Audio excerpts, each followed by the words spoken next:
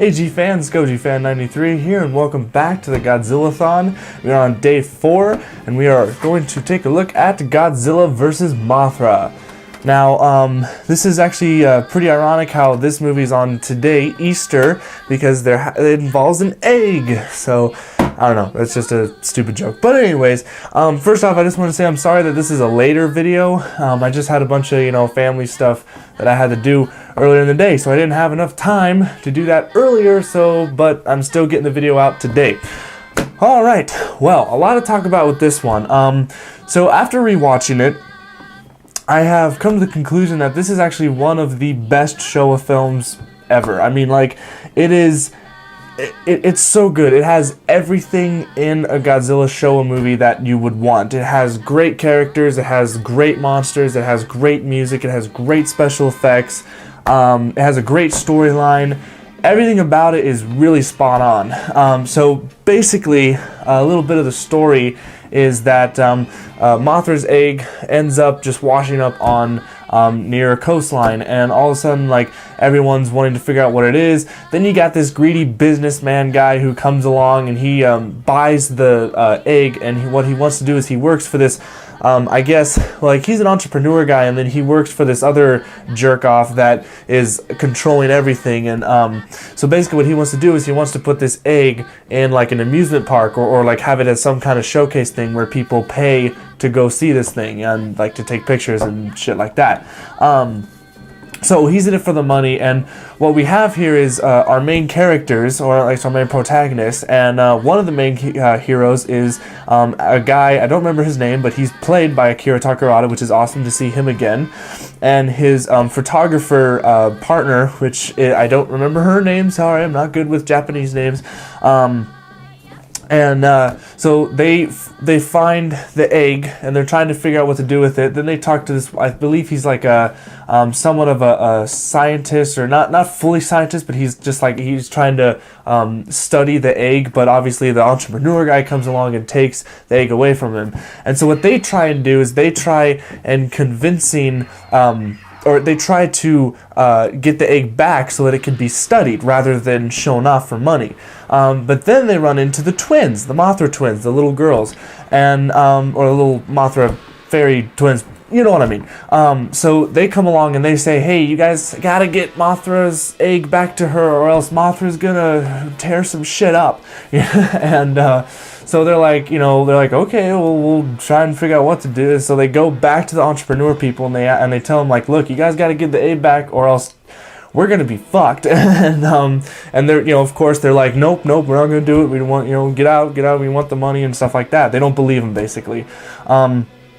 So what happens is that they go to Infant Island, the main heroes, and they try and talk to I guess the Mothra twins, but then there's also the natives that are there, and they don't trust them because they said, well, you guys didn't give our egg back, because now what they did is they put the egg in some kind of big incubator kind of thing to show it off. And so obviously the native people on Infant Island are pissed off at them, and they're like, no, we're not gonna trust you guys messed up, and that's it.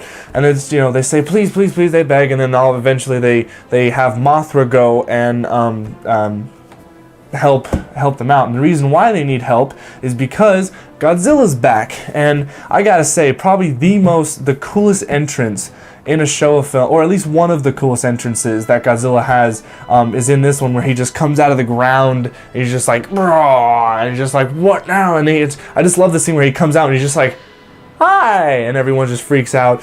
And from that point on, it's just full-on army assault on this guy. They send tanks, jets, and missiles. They try electrocuting him, but they end up, like, frying the antennas and stuff like that. I mean, Godzilla's just unstoppable in this movie. The suit is really awesome. It's very menacing looking. It's just great. And while Godzilla's just, going on his rampage, Akira Fukube's music is back, and it's just amazing, and it's just, it's so good stuff. So that's why they needed to get Mothra. So Mothra ends up coming to help them out, and Godzilla finds the egg. He tries to break it and tries to get himself some breakfast. Well, Mothra doesn't like that, so they have a little bit of a fight.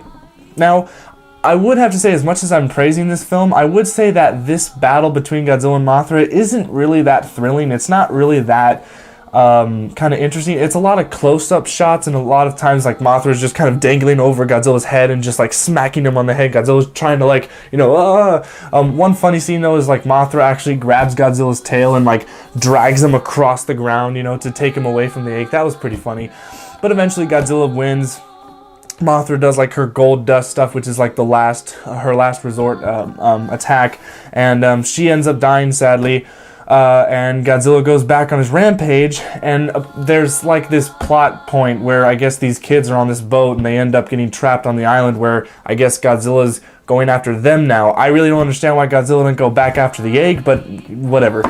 They had to read the script, so now they try and figure out, well, what are we gonna do, because there's children that are trapped on that island and Godzilla's after them, blah blah blah. But luckily that was in the egg, 2 Mothra larvas pop out, and 2 they were surprised, like even the Mothra twins, they were like 2, and oh my god, they thought it was just gonna be 1, but nope, 2 pop out, and they go out and they go to Godzilla and they fight him. And what's funny is, I mean, I can't believe that the King of the Monsters has such a tough time with these 2 just born Mothra larva things. I mean, the fact that he took Mothra out pretty well, but I mean, these things were giving him such a hard time, spraying the web on him, and he's trying to get out and stuff, and eventually they find a way to where they just can completely wrap him up in a cocoon, basically, and they just make him tip over the cliff in classic Showa form, where, you know, at the end of every battle they always fall off a cliff. You're gonna be seeing that a lot in the future in the next couple films, but yeah, he just falls off the cliff into the water, and the Mothra larvas are like, yay, we won, and everyone's like, yay, they won, we're good, happy day, yay, and everyone lives happily ever after. So that's basically in a nutshell. Obviously I probably missed some stuff, but you know, whatever. Yeah, so all in all, just really good movie. I mean, like I said, the characters are really good too. I love the main characters. The dynamic relationship between Akira Takarada's character and the female character. I mean, they, like, at the beginning they butt heads and stuff. They don't really like each other, but then towards the end they start to create like a really good partnership, and you think that they might be falling in love. I don't know if there's really a relationship love thing going on in this story, but they turned, like, it was a good character arc. You know, they started as, you know, butting heads, but then all of a sudden they went from being really good partners together, and so I really like that. And the supporting cast was really good. Even the 2 main bad guys, the human bad guys, were pretty good, because they end up like backstabbing each other, and that was pretty funny.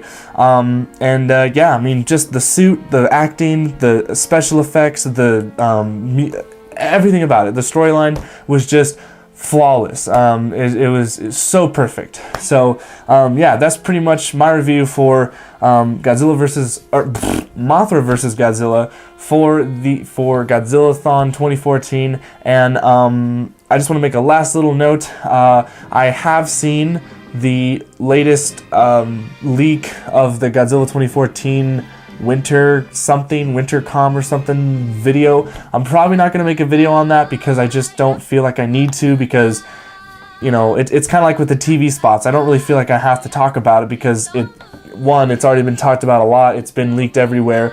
And if you guys really want a good discussion about it, go to ETN's channel. He does a really good job explaining shit like that. So so yeah, but so that, if that answers your questions, if I'm going to do a video on it, I'm probably not going to do that. So I mean, probably the next Godzilla 2014 video I'll do might be the review when it comes out, so, because there's really nothing else to talk about. I'm just waiting for it to come out, so I'm just sitting back and enjoying. So yeah, so that's it for this one. Thank you guys so much for watching. Stay big, G fans.